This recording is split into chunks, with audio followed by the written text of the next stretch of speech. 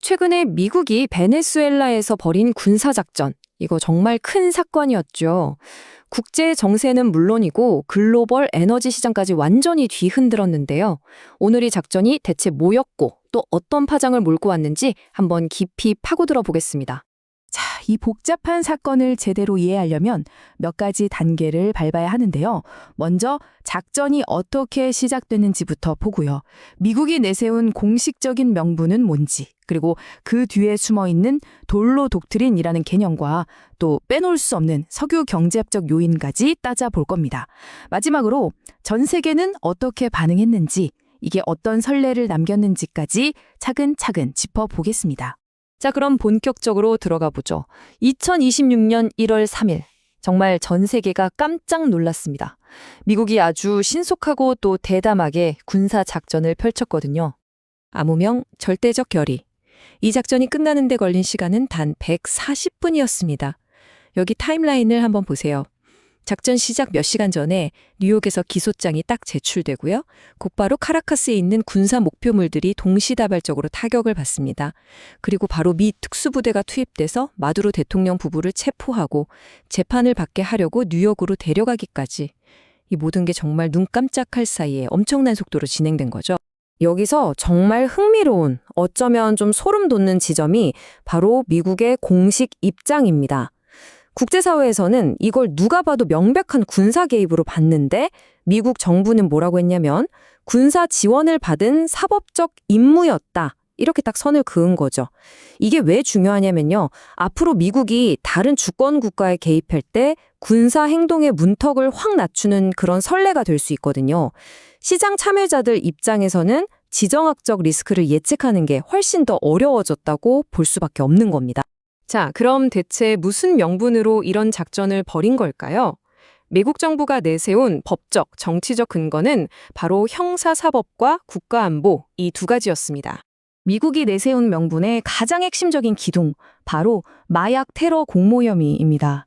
이게 그냥 한 개인의 범죄를 이야기하는 게 아니에요. 베네수엘라라는 국가 자체가 하나의 거대한 마약 테러 조직처럼 움직였다. 이런 엄청난 내용의 기소거든요. 한 나라의 수저를 체포하는 이런 극단적인 조치를 정당화하려면 이 정도의 법적 명분이 필요했던 거죠. 보시면 아시겠지만 혐의 내용이 정말 광범위합니다. 정부기관이 직접 나서서 마약 밀미업자들한테 무기를 주고 마약 운송기를 보호해주고 국제적인 공조까지 했다는 거예요. 심지어 베네수엘라 영토 자체를 마약 거래의 안전한 통로로 사용하게 하는 등 말 그대로 국가의 모든 자원을 총동원해서 국제 마약 거래에 깊숙이 관여했다. 이런 그림을 그리고 있는 겁니다.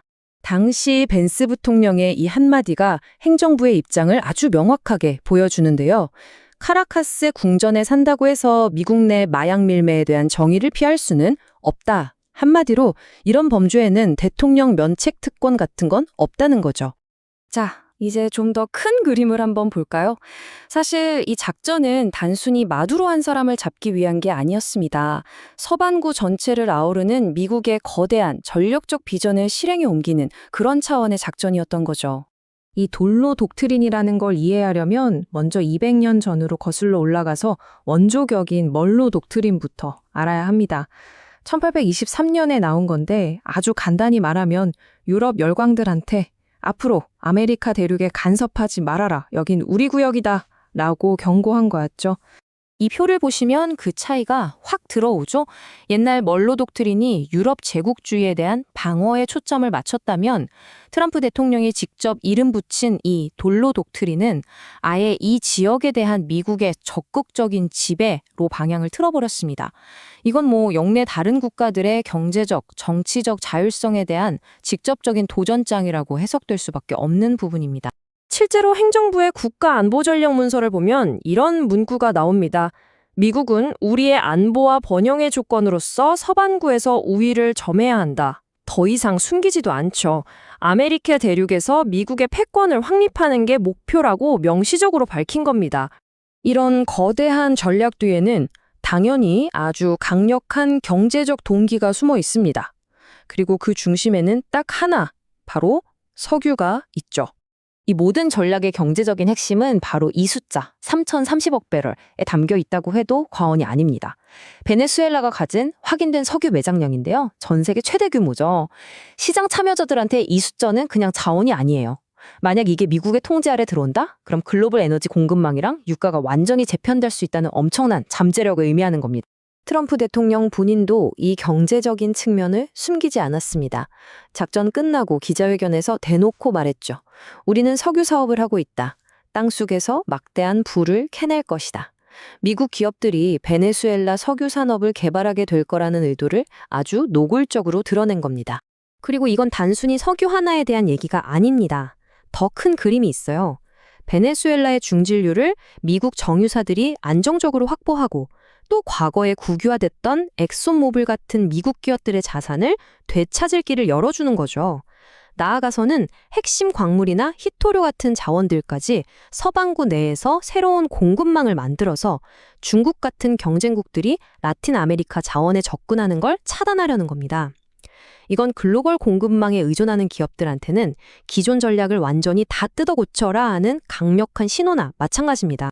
예상하셨겠지만 이 정도 스케일의 작전이다 보니 반응이 정말 극과 극으로 갈렸습니다. 미국 내에서는 천사가 쏟아지는 한편 전 세계적으로는 엄청난 비난이 일었죠. 이 표를 보시면 의견 대립이 얼마나 극명한지 바로 알 수 있습니다. 유엔이나 프랑스 같은 국제사회는 주권 침해다, 국제법 위반이다 하면서 강하게 규탄했고요.